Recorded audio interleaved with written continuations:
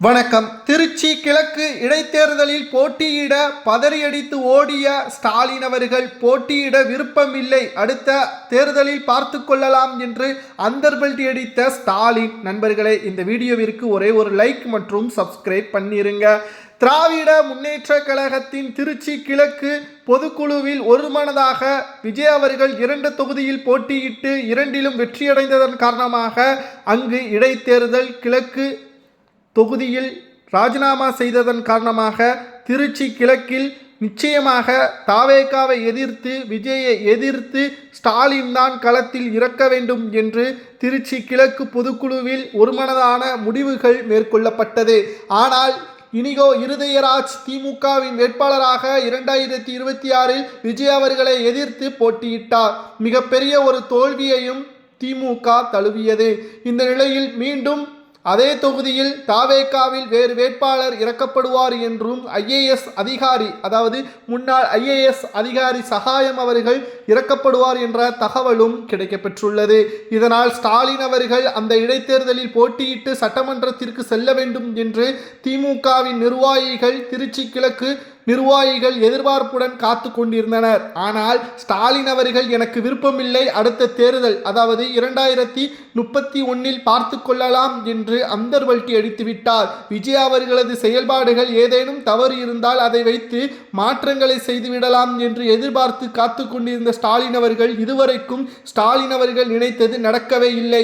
மக்கள் முதல்வர் விஜய் அவர்களை முழுவதுமாக நம்பிவிட்டார்கள். அவர் சொன்ன வாக்குறுதிகளையும் 100% நடத்தி கொண்டிருக்கிறார். மக்கள் அச்சமில்லாமல் செல்கிறார்கள். குறிப்பாக போதைக்கு தமிழ்நாட்டில் இடமில்லை என்பதுதான் ஒட்டுமொத்தமான விஜய் அவர்களது கோட்பாடாக இருக்கிறது. அதை மக்களுக்கு நல்லதாகவே மாற்றிக்கொண்டிருக்கிறார். இந்த இடைத்தேர்தலில் திருச்சி கிழக்கு இடைத்தேர்தல் இன்னும் 6 மாதங்களில் நடைபெற போகிறது. இதில் திமுகவின் சார்பாக யாரேனும் போட்டியிட வேண்டும். அதில் அன்பில் மகேஷ் பொய்யாமொழி அவர்களது பெயரும் இடம்பெற்றது, ஸ்டாலின் அவர்களது பெயரும் இடம்பெற்றது, துரைமுருகன் அவர்களது பெயரும் இடம்பெற்றது. ஆனால் இந்த மூவரும் தேர்தலில் போட்டியிட விருப்பமில்லை, விஜய் அவர்கள் வேட்பாளரை எதிர்த்து எங்களால் வெற்றியடைய முடியாது என்று அந்தர்பல்டி அடித்துள்ளனர். இதனால் திமுக நேரடியாக போட்டியிடுமா அல்லது கூட்டணி கட்சிகளிடம் தாரை வார்த்து கொடுத்து விடுமா என்ற பதற்றமான சூழலும் திமுகவின் கள நிலவரமாக வெளியாகியுள்ளது.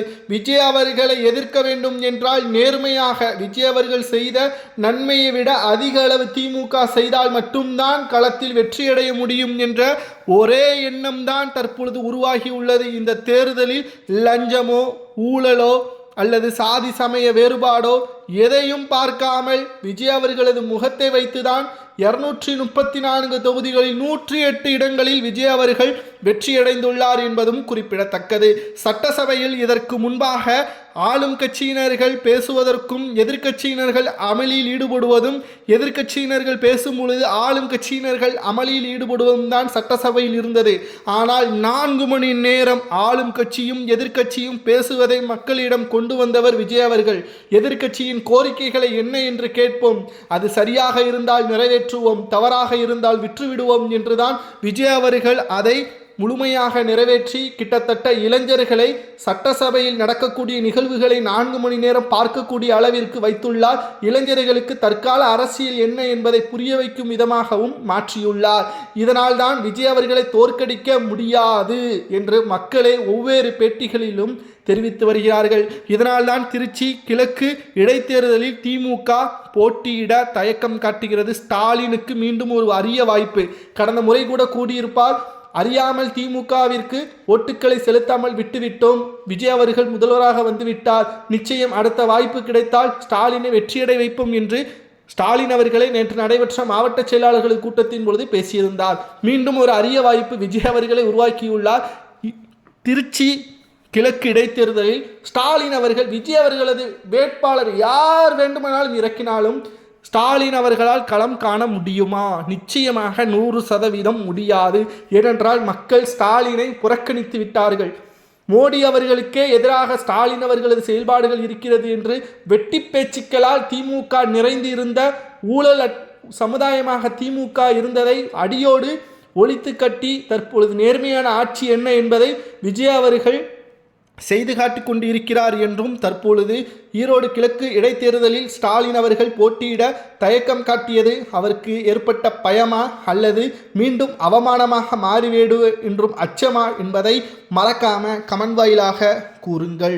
அடுத்த செய்தி, உதயநிதி அவர்களது பினாமி யார் என்பதை ஆதோ அர்ஜுனா அவர்கள் கண்டுபிடித்து விட்டார். அரசாங்கம் அதை உண்மையான ஊழல் அரசாங்கமாக இருந்த திமுகவை நிச்சயமாக வேரோடு சிறையில் அடைக்கும் வரை தாவேகாவின் ஆட்சி நீடிக்கும் என்பதையும் தற்பொழுது தெரிவித்துள்ளார். முதல் 7 நாட்களிலேயே முதல்வர் விஜய் அவர்களது வெளியிட்டுள்ள அறிவிப்புகள் அனைத்தும் திமுகவின் தலையில் விழுந்த மிகப்பெரிய ஒரு இடியாக மாறிவிட்டது. விஜய் அவர்கள் முதல்வராக பொறுப்பேற்றவுடன் 24 மணி நேரம் கூட விஜயால் தாக்குப்பிடிக்க முடியாது என்று உதயநிதி தெரிவித்ததாகவும் தற்பொழுது 7 நாட்கள் முடிந்துவிட்டது. மக்களின் வரவேற்பையும் விஜய் அவர்கள் பெற்றுவிட்டார். இனி நீங்கள் எதிர்க்கட்சியாக இருப்பதற்கு கூட மக்கள் யோசிக்கிறார்கள். தமிழ்நாட்டில் திமுக அகற்றப்படும் என்ற வார்த்தையை ஆதோ அர்ஜுனா அவர்கள் திருவல்லிக்கேணியில் நேற்று கூறியிருக்கிறார். இளவரசராக உதயநிதியை குறுகிய காலத்தில் துணை முதல்வராக பொறுப்பேற்றதுதான் ஸ்டாலின் அவர்கள் செய்த மிகப்பெரிய ஒரு தவறு.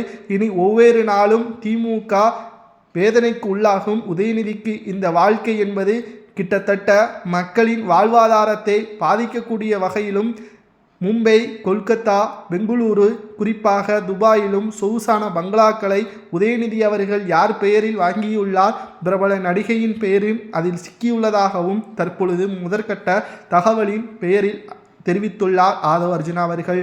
அது மட்டுமல்ல, முதல்வர் விஜய் அவர்கள் வெளியிடக்கூடிய வெள்ளை அறிக்கையில் ஒட்டுமொத்தமாக 10 லட்சம் கோடி எப்படி வந்தது, அதில் யாரெல்லாம் ஊழல் செய்தால், எந்த நடிகைக்கெல்லாம் தொடர்பு இருக்கிறது, யாருக்கெல்லாம் பினாமிகள், அந்த பினாமிகளது பெயர்கள் என்ன, அவர்கள் எங்கு இருக்கிறார்கள் என்பதை வெள்ளேறிக்கை வெளியிட்ட 48 மணி நேரத்திற்குள் அனைவரும் கூண்டோடு கைது செய்வார்கள்.